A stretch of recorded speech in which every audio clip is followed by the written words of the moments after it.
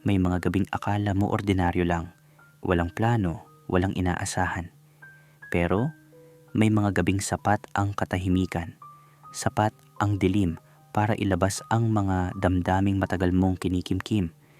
Isang gabi na hindi mo inakalang magiging simula ng pag-amin, ng pagkalito, at ng katotohanang hindi mo na kayang itago pag sumikat na ulit ang ilaw.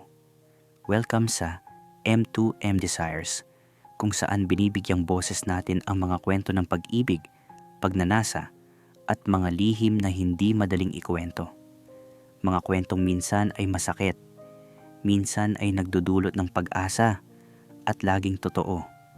Kung bago ka sa channel na ito, huwag kalimutang mag-like, mag-subscribe, at i-on ang notification bell para wala kang ma-miss na bagong kwento. I-share mo rin ito sa mga kaibigan mong mahilig sa totoong kwento ng buhay, dahil baka may makarelate, baka may makaramdam na hindi sila nag-iisa. At syempre, shoutout kay Gary RJ2XX. Maraming salamat sa patuloy na suporta at pakikinig. Ang mga kwentong tulad nito ay patuloy na nabubuhay dahil sa inyo. Tara, simulan na natin ang kwento. Magandang araw, Kuya Will. Matagal ko na pong gustong ibahagi ang isang karanasang hindi ko makakalimutan. Ako po si Marcus, 21 years old na ngayon, pero 19 pa lang ako nang mangyari ang lahat ng ito. Ito po ang kwento ko tungkol sa unang lalaking nagpatibok ng puso ko. Lahat ay nagsimula nang magpasya akong umuwi sa probinsya para magbakasyon. Ilang taon na rin akong hindi nakakapunta doon dahil sa pag-aaral ko sa Maynila. Excited na excited ako dahil makikita ko na ulit ang mga pinsan at childhood friends ko. Hindi ko alam na ang bakasyong iyon ang magbabago sa buhay ko. Unang araw ko pa lang sa probinsya, kinumusta na agad ako ng mga kamag-anak. Maraming tanong tungkol sa pag-aaral ko, kung may girlfriend na ba ako, at kung kailan ako mag-aasawa. Normal lang naman sa Pilipino ang ganyang mga tanong. Pero sa totoo lang, nahihirapan akong sumagot. Parang may kulang sa mga sagot ko. Hindi ko pa alam noon kung ano yon. Isang hapon, habang naglalakad ako papunta sa sari-sari store para bumili ng soft drinks, nakasalubong ko si Alex. Pinsan siya ng best friend ko na si Anton. 5 taon na raw siyang nakatira sa probinsya kasama ang pamilya niya pagkatapos nilang lumipat mula sa Quezon City. Hindi ko siya kilala noon kasi bago lang sila sa lugar nung time na umalis ako para mag-aral sa Manila. Ipinakilala ako ni Anton kay Alex nang magkita kaming tatlo sa basketball court kinagabihan. Matangkad si Alex, mga 5'9" ang height niya. Moreno, athletic build dahil basketball player siya, at may mga mata na parang laging nakangiti kahit seryoso ang mukha. 20 years old siya, 1 taon lang ang tanda sa akin. Nang makipagkamay ako sa kanya, naramdaman ko ang tibay ng palad niya. May calluses mula sa paghawak ng bola. Medyo mainit din ang kamay niya. Simple lang ang pagkakasabi niya ng, "Hi Marcus." Sabi ni Anton, "Taga Maynila ka. Kamusta doon?" Pero sa simpleng tanong na yon, hindi ko alam kung bakit parang may tumama sa dibdib ko. Nag-usap-usap lang kami tungkol sa basketball, sa buhay sa Maynila, at sa mga plano namin. Napansin kong madalas kaming magtitigan ni Alex habang si Anton ay busy sa pagkukwento tungkol sa mga chismis sa barangay. Tuwing magtitinginan kami, may kakaibang kilabot akong nararamdaman. Hindi ko maintindihan kung ano yun noon. Akala ko pagod lang ako sa biyahe o init lang ng panahon. Naging madalas ang pagkikita namin ni Alex dahil magkapit-bahay lang pala kami. Araw-araw kaming naglalaro ng basketball kasama sina Anton at iba pang mga kabataan sa lugar. Pero napansin ko na lagi akong nasa team ni Alex. Siya rin lagi ang nag-a-assist sa akin o kaya naman ay ako ang tumutulong sa kanya para makapuntos. Parang may connection kaming dalawa sa loob ng court na hindi ko ma-explain. Isang gabi nag-aya si Anton na magpahinga muna kami sa bahay nila Alex dahil mas malaki raw ang TV doon at may Netflix. Pumayag naman kaming lahat. Pagdating namin sa bahay ni Alex, wala raw ang parents niya kasi may business trip. Mag-isa lang siya sa bahay hanggang sa linggo. Nagsimula kaming manood ng action movie. Nakaupo ako sa sahig, si Alex naman ay nasa sofa. At si Anton ay nakahiga sa tabi ng sofa na may hawak na phone, busy sa pag-chat sa girlfriend niya. Tahimik lang kami habang nanonood, pero napapansin ko na paminsan-minsan nakatingin si Alex sa akin. Tuwing lilingon ako sa kanya, ngingiti lang siya at babalik ang tingin sa TV. Mga bandang hating gabi na nang sabihin ni Anton na uuwi na raw siya. May lakad daw sila ng girlfriend niya, kinabukasan ng maaga, kaya kailangan niyang makatulog na. Nag-alangan ako kung sasama ba ako o hindi. Pero sabi ni Alex, "Dito ka na lang matulog, Marcus. Sayang naman ang long weekend mo kung uuwi ka pa." Tama naman siya, kaya pumayag na lang ako. Pagkatapos umalis ni Anton, nag-iba ang atmosphere sa loob ng bahay. Mas naging tahimik. Tanging tunog lang ng electric fan at ng TV ang naririnig namin. Lumipat na ako sa sofa dahil sabi ni Alex, malambot daw iyon. Katabi ko na siya ngayon. Malapit. Sobrang lapit na namin. Naaamoy ko na ang halong pabango niya at pawis. Hindi nakakapanghina, pero nakaka-relax. Nakatulog daw siya ng hapon, kaya hindi pa siya inaantok. Ako naman, bagamat medyo pagod na, hindi rin makatulog dahil sa kaba. Nagpatuloy ang movie, pero hindi na ako masyadong nakakapag-focus.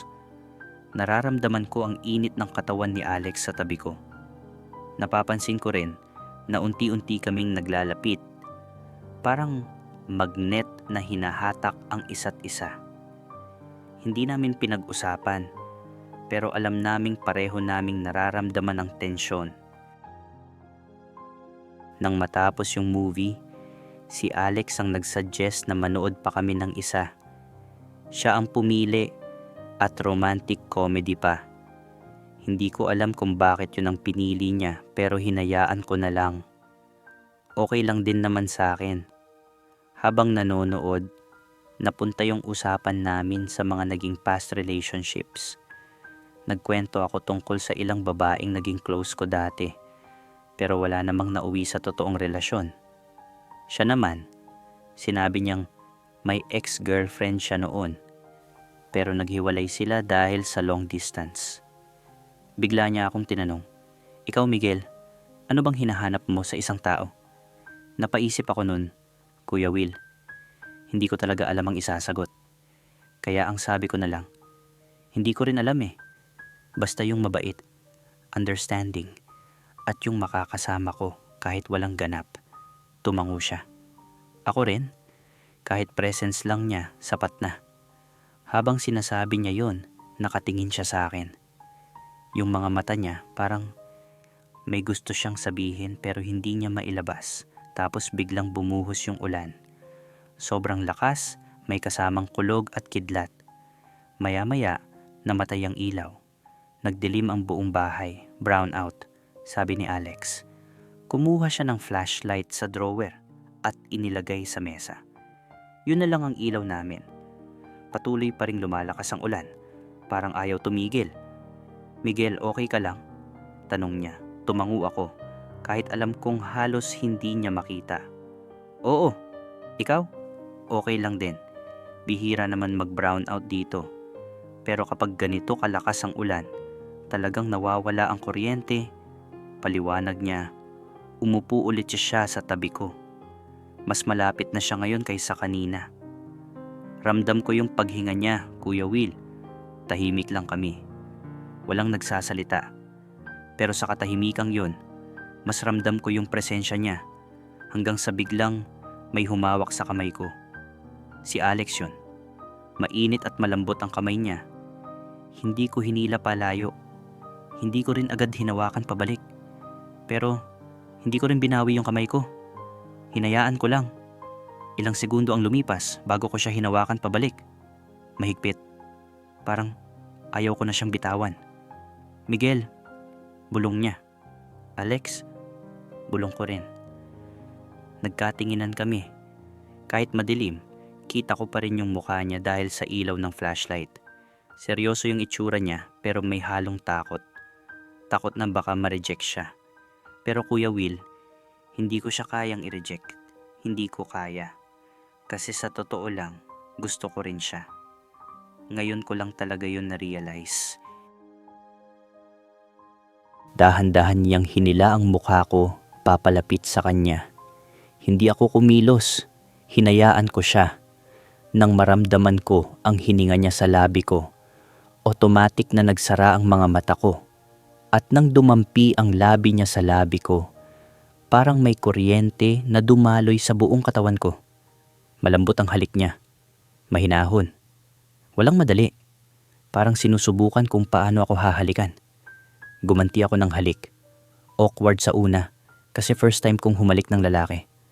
Pero unti-unti, nagiging natural. Nagiging masarap. Nagiging addicting. Hinawakan ko ang pisngi niya habang patuloy kaming naghahalikan. Hinawakan niya naman ang bewang ko. Hinila ako palapit sa kanya. Dikit na kami ngayon. Wala nang space sa pagitan namin. Tumigil kami sandali para huminga. Hinahabol namin ang hininga. Matagal ko nang gusto gawin yan. Amin ni Alex. Ako rin. Sagot ko.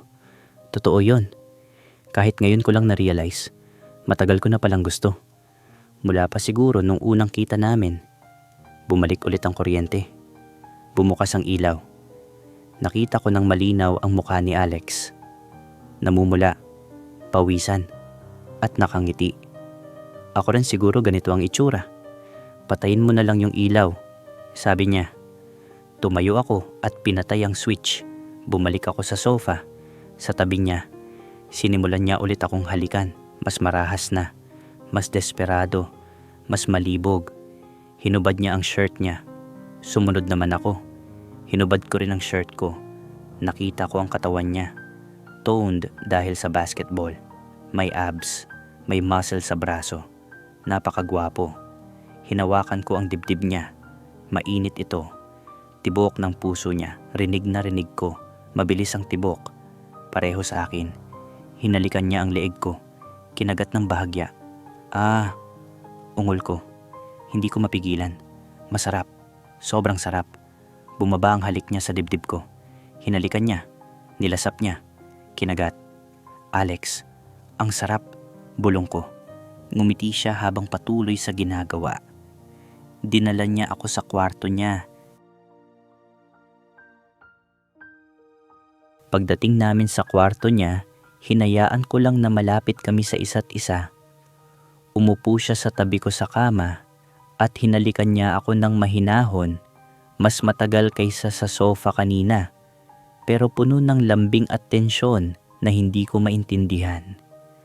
Nagyakapan kami ng mahigpit at ramdam ko ang tibok ng puso niya sa dibdib niya. Hindi na namin kailangan pang magsalita. Sapat na ang init ng presensya ng isa't isa. Sa bawat paghinga, ramdam ko ang excitement at kaba. Parang may maliliit na alon ng kilig na dumadaloy sa dibdib ko. Nagpalitan kami ng mga ngiti at tahimik na halik sa pisngi at noo. Minsan, nagtagal ang aming pagtitig. Walang sinabi, pero ramdam naming pareho ang koneksyon. May halong hiya, may halong kilig, at kakaibang saya na hindi ko matutumbasan sa kahit anong karanasan dati. Habang lumalalim ang gabi, naglapit kami ng mas mahigpit at nagyakap ng buong lambing. Ang mga yakap, halik, at titig sa isa't isa ay nagpatibay sa aming koneksyon.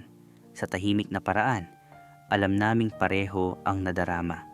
Sa gabing iyon, nagmahalan kami, nag-love making, ngunit hindi kailanman kailangang ilahad ang bawat kilos.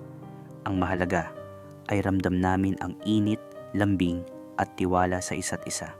Ang gabing iyon ay puno ng pagmamahal at closeness, at natutunan ko na minsan, ang pinakamalalim na intimacy ay hindi nakikita sa pisikal na detalye, kundi sa damdamin at puso. Pagkatapos ng gabi, nakatulog kami ng magkasabay, magkayakap. Ramdam ang tibok ng puso ng isa't isa, init at lambing. Sa bawat yakap, halik sa pisngi at noo, at titig na nagtagal, malinaw na nagmahalan kami. Ang gabing iyon ay hindi lang tungkol sa pisikal na closeness, kundi tungkol sa pagmamahalan at pagtitiwala sa isa't isa at sa pagiging totoo sa damdamin. Kinabukasan, gising na ako pero yakap pa rin niya ako. Nakatingin ako sa mukha niya habang natutulog. Ang gwapo niya, ang payapa ng mukha niya. Hinalikan ko siya sa noo, nagising siya. Ngumiti. "Good morning," bati niya. "Good morning," bati ko rin. Hinalikan niya ako sa labi. Short kiss lang, sweet. Bumangon kami. Naligo, nag-agahan. Normal lang ang lahat. Pero iba na ang pakiramdam. May something na sa amin. Hindi namin kailangan pag-usapan. Alam naming pareho. Nang tanungin niya ako kung ano tayo, sinabi ko na lang, "Gusto mo bang maging tayo?" Tumango siya. Malaki ang ngiti. "Oo naman," sagot niya. Naging kami. Secretly. Hindi pa kami ready na ipalam sa iba. Pero okay lang. Basta alam naming mahal namin ang isa't isa. Okay na iyon. Nagkikita kami palagi. Nagde-date. Nanood ng sine. Kumain sa labas. Nagbasketball. Lahat ng normal na ginagawa ng couple, ginagawa namin. Except na hindi kami hawak kamay sa public. Pero sa bahay niya, kami lang, hawak kamay kami. Yakap, halik, lahat. Ilang buwan din ang lumipas bago namin sinabi kay Anton. Gulat siya. Pero masaya para sa amin. Sabi niya, ramdam naman niya raw na may something sa amin simula pa lang. Supportive siya. Naging protector pa nga namin pag may mga tsismosa sa barangay. Salamat talaga sa kanya. Umabot ng 2 taon ang relasyon namin. 2 taong puno ng saya, sigawan, tampuhan, balikan, at pagmamahal. Pero dumating din ang punto na kailangan naming maghiwalay. Hindi dahil sa nawala ang pagmamahal, kundi dahil kailangan naming mag-focus sa sariling buhay. Kailangan niyang magtrabaho sa abroad. Kailangan kong tapusin ang pag-aaral ko sa Manila. Long distance ang hirap. Pareho naming hindi kaya.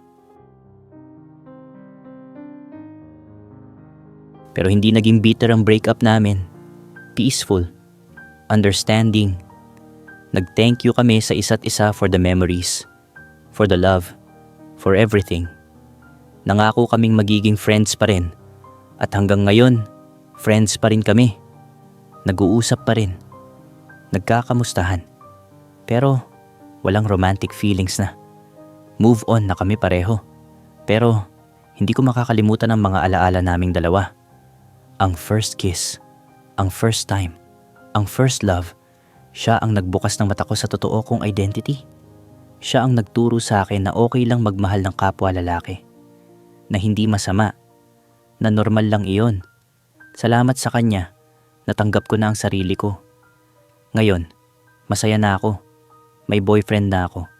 Iba na. Pero thankful pa rin ako kay Alex. Dahil kung hindi dahil sa kanya, baka hanggang ngayon ay nagpretend pa rin ako. Nag-deny. Pero dahil sa kanya, naging totoo ako. Naging ako. Kuya Will, ito po ang kwento ko. Ito po ang confession ko. Sana po ay na-enjoy ninyo. Salamat po sa pagbabasa. At sa lahat ng mga katulad kong may ganitong kwento, tandaan nyo, valid ang nararamdaman ninyo. Valid ang pagmamahal ninyo. At huwag kayong mahihiya. Maging proud, maging totoo. Dahil ang buhay ay masyadong maikli para magpanggap. Salamat ulit Kuya Will. Sana magpatuloy pa ang M2M Desires para sa mga katulad kong may kwentong gustong ibahagi. More power po.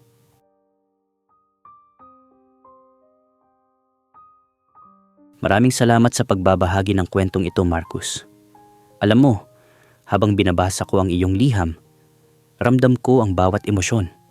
Ang kaba, ang pagkalito, ang kasiyahan, at ang acceptance.